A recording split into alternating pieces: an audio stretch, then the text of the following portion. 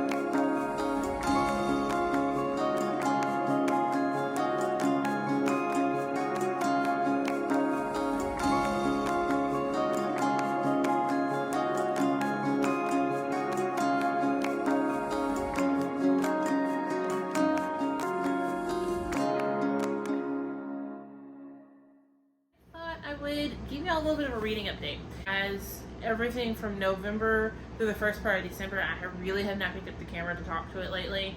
It's been kind of hectic around my life. My birthday was book filled and wonderful, thanks to my better half and my best friend. So I have finished a couple things, and I don't know what the last thing I talked to you about was, so we're just going to go through pretty much all of December, and yeah, because I know I just posted my November wrap up, so I'm going to go through all of what I've read in December so that I can tell you a little bit of what my thoughts are. So the first thing in December I finished was The Four Winds by Kristen Hanna. I ended up giving this 5 stars.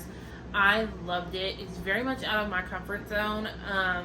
If you don't know what this is about, it's about a family during the Great Dust Bowl and Great Depression, and their life is basically it's just like a slice of life. This is their story. This is what happened to them.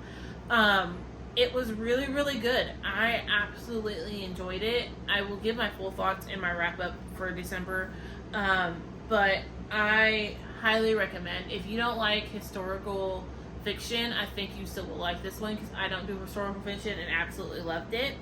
The next one I finished was Horrid by Katrina Leno. Guys, I ate the hell out of this book. I listened to it audibly, and I swear to you, I listened to it in like one whole day. Usually it takes me about 2 days because I get tired of listening to it by the end of my, like the second half of my work day, and I'll watch a YouTube video and come back to the next morning. No, this one I had to finish. I swear to you, I finished it in one day. It was so good. I gave it 5 stars. So if you don't know what this one's about, this one follows our main character, who she is moving from California to Maine. Her father has just passed. He had a heart attack. When he had his heart attack, it came out that her and her mother are now bankrupt. He invested into a bad business, and it took everything from them. The business went under, and so did they. And the only thing they have left right now is their car, their house in California, and a house that was left to her by her mother in Maine. And her mother, she explains to her that the house in Maine is not worth selling. It's going to cost us more to fix it and sell it than it would just to sell this one and move there. So they move there, and you spend the whole book wondering, is she crazy? Is the house haunted? Or is it a little bit of both? And you don't get an answer. This is a book that's very much open-ended, and you don't really get a clear which way it's going. So if that bugs you, this is not the book for you, because it literally is like a fade to black scene. You don't get any answers, just so you're aware. But I absolutely love that. I think if I had gotten answers with this one, I wouldn't have liked it as much as I did. So the next one I finished was another like speculative fiction, and that was The River Has Teeth. This follows, I can't remember her name in my life. I was trying to see if I wrote in my notes tells me. No, it doesn't. I know one of them's Natalie, but I can't think of the other one. Anyways, if we follow Lloyd is her last name, but we follow her. Her and her family have lived on the Bend forever. They have magic thanks to the Bend, and something has happened to her mama. You don't know what starting out, but something's happened to her mama, and now these girls keep going missing. And you're also getting a second point of view from Natalie. Natalie's older sister went missing on the Bend one night, and she still has no clue what happened to her. They don't know what's going on. And they basically have to team up to figure out what happened on the Bend, who did it, and get justice. The symbolism in this one was so freaking beautiful. It's written wonderfully. Is it Erica? Yes, Erica Waters. If she writes anything else, I am down to read it 100%. I absolutely ate this one up too. This is another, I sat and listened to it in one sitting. Did not want to let it go. I had to go home to get my daughter for lunch and have to help with her. I listened to it on my drive to go get her, and then I'm gonna drive back to work. Like, usually I don't do that, but I did. That's how good this one was. Next, I finished All Your Perfects by Colleen Hoover. I ended up giving it 4 stars. I did not think I would like Colleen Hoover, but I really enjoyed this one. This follows Graham, and I can't think of her name to save my life. I can't. It's gone. But it follows a marriage where they're unable to conceive a child. And you're flashing back to how they met and where they are now. You keep flashing back and forth. And honestly, it just showed how marriage is never easy. Marriage is never really convenient. It's hard work, and that's what this was. I absolutely enjoyed this. I gave it 4 stars because I feel like it didn't have all the conversations I was looking for, but I really did enjoy it. So there's that. I don't know if I'll ever pick up another Colleen Hoover. I have seen some not great things about the rest of her books, but I may end up picking up another one. So the next one I finished was The Little Book of Hygge, and I loved it. I'm giving it 5 stars. I think it's very interesting the way that Danish people live their lives. I think it's a very appealing lifestyle for me. I'm very introverted, and I'm neurospicy, as I say, and so the lighting candles and the warm light really make my brain happy. So it's just a lifestyle that really appeals to me. I will have full thoughts in my December wrap up. Like I said, I have not wrote my notes for The Little Book of Hygge because I want to go through and actually take a few notes and put them in my commonplace book, but I'll do that later. Next, in my reading journal, I know I didn't finish them in this order, but this is just what's next in my reading journal, and the way I set it up is Into the Drowning Deep by Maya Grant. Guys, it was so good. It's so entertaining, and it's creepy. I swear to you, it took me 2 months to read this book because I did not want to read it at dark. If it got dark, I didn't want to pick it up. And I'm not going swimming in the ocean anytime soon. Miss Myra, you fucked that up for me because no. If you don't know what this is about, it's about murderous vampires. Wow. Murderous mermaids. So what happens is there was a ship that went out, and they were making a mockumentary. Basically, they were making a fake documentary about mermaids, and when they get out to the Challenger Deep where they're supposed to film this mockumentary, it turns out that the mermaids are real, and they kill everyone on the boat. There's not a survivor left. The boat is found just floating in the middle of the ocean, and there's never a survivor. They do collect video footage from the boat of the mermaids. That's how I know what happened. Of course, the internet's going crazy saying, oh no, that didn't really happen. That's all fake. That never occurred. It's all, fabricated, blah, blah, blah, blah. And so now they're sending out a second ship to prove mermaids are real, that really happened, and that people really did die. And of course, they go places they shouldn't, in my opinion, and shit happens. But it's a really, really good one. Very gory and bloody. She does not shy from it. She goes for it. And it's very descriptive in her descriptions and everything. The quotes in there are freaking beautiful. Again, I've not written on my notes, so you'll get all my thoughts in December wrap up, and I'll probably read you a few quotes because her writing was just honestly, candy to my brain. But I'm sorry, I'm tired. The picturing and the description of what's going on and the bloody goriness, nope, couldn't do it. But I absolutely loved it. I definitely will reread. So next, I finished Sock Hill Girls by Claire Legrand. I think it's Legrand. Anyways, so Sock Hill Girls follows an island. You follow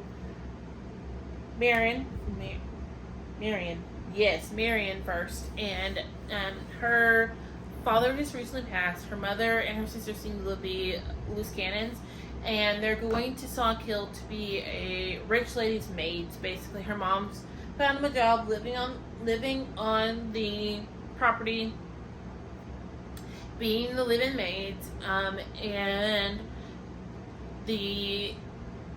then you meet the next chapter. You meet Zoe. Zoe is the local sheriff's daughter, and you meet Val. Val is the daughter of the rich lady who their house is cleaning. And then you switch between the three POVs, and you find out that Marion's older sister goes missing and dies, and don't really know what's going on, but you kind of do from Val's point of view. You're kind of confused for a little bit there.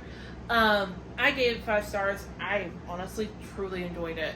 Another one of those kind of like out there weird books, but I loved it. Like, I loved every minute of it. I could have done a whole series. Like, if she wants to do another one after that ending, I would totally freaking read it. I would be down for like a 10-book series of how they go around doing what they did. Just saying, I would love it. And then lastly that I finished, no, actually, I'm sorry, I'm wrong. So, we'll go through this. So, next one I finished, next before last I finished so far this month, is The Diary of Blood. And I don't have the author's name because on the book you can't really, the cover I printed out, it's really hard to read it. I want to say the last name's Gibson, but I could be wrong. This one is all about Dracula's, I want to say it's Dracula's wives, but she never says his name, and it's more of it's her apology and love letter, her last love letter and apology to him. And it was so short. It's under 300 pages, which crushes that off, that prompt off, but it was just over 202 pages, and guys, I ate it up. It was so good, and like, it flows so beautifully and descriptive. It's so freaking descriptive. I ate it up. I ended up giving it 4 stars. I wish that we had seen a little more of the day-to-day with them. I understand why we didn't, because they are vampires, and obviously they live for a really, really long time, and to give us day-to-day would probably make the book longer than it needed to be, but honestly, I enjoyed it. I really did. It's just like, chef's kiss. And that leaves me at my 99th book of the year. Your girl get Lucy saying that I have to finish one more book to hit 100, and I'll have 15 days left. And I'm in the middle of an audiobook that I could finish tomorrow morning. Do you know how freaking crazy that is for me? But the last one I have to finish, our last 99 was Anyway the Wind Blows by Elin Harris. I just finished it today. I honestly loved it. I love the character arcs. I love the art's representation. I love how there is a life lesson in this. I honestly love Elin's writing. I would say that it is my favorite so far I've read of his, and that's just the 4th one in the Invisible Life series I've read. This one does not follow Raymond. It follows Yancey. Yancey was in the last book of The Invisible Life that followed Raymond, Nicole, and there's a third character. Trent is Raymond's husband. I'm sorry if that shakes. Frederick, get down. Fred likes the camera. So it follows Yancey. Yancey was set to marry Basil Henderson, and the marriage doesn't go through. And then you're also following Bart, who is a model. Frederick. He's a model and dancer, just like a all together actor. He's trying to make it in New York City, and it's their 3 of how they kind of cross paths. I am giving this 5 stars. I loved it, and I cannot wait to see where the next one goes, which I actually have right here, and it's not a day goes by. I will hopefully be picking this up today. we will definitely see. But yeah, I just wanted to go through what I've been reading because I hadn't put up a vlog for you. I just haven't felt like pulling the camera out. My birthday, I filmed a lot of it for memories and everything. Ollie picked me a book out and everything. I have a haul coming for you guys. I just have not felt like talking to the camera. This is actually the second video I've filmed tonight, and I'm done. I'm kind of tapped out at this moment. It's already 8 o'clock. I'm ready for a shower and bed. I have to work in the morning, so yeah. But that's just where I'm at. I hope you enjoyed this video. I hope you enjoyed us catching up a little bit and talking about the books I've read so far and all that. I will let y'all know when I get my 100th one finished because your girl's really proud of that. I have 4 choices. I have 4 choices next to me for what I'm going to pick up. Currently, I've already started Epic Celtic Myths and Tales. So Epic Tales, Celtic Myths and Tales. I've already picked this up. I've started it. I'm not very far into it, obviously. Like, I'm still in the introduction, the forward. It's a little dense, so it's going to take me a little bit to go through, but this is my, like, nighttime read. Next, I always have a book in my purse that I take to work with me and read on my lunch break, so I could either pick up Not a Day Goes By Elin Harris, My Heart is a Chainsaw by Stephen Graham Jones, which I have an audio on Scribd, so I may end up picking it up audibly and just listening to it and reading it later on when I have time, like if I feel like picking it up. I have recently been doing the whole reading more than one book at once because I have found that while I'll be like, I really want to read, but I'm not in the mood to read that book. Like, I'm not in the mood to read a thick book that I'm trying to, not really decode, but I'm trying to learn from, so I'm taking it really slow. Or I'm not in the mood for a horror / thriller, that kind of thing. So I've been reading more than one, so I do have that as an option. Next, I have The Calling by Kate Tinnernan. It's the 7th in the Sweep series. I still have not finished this series. I want to. I got 20 pages through this one before I put it down again. Stop it, Frederick. So I have that one. And then lastly, I have Recursion by Blake Crouch, which I'm hoping I still have the audiobook for. I'm going to actually check once I finish filming this video to see if I do. And if I do, I may start it on audio as soon as I finish the Stephen Graham Jones one I'm reading now. But yeah, I will let y'all know what I end up reading, and I'll catch you on my next one. Bye, guys.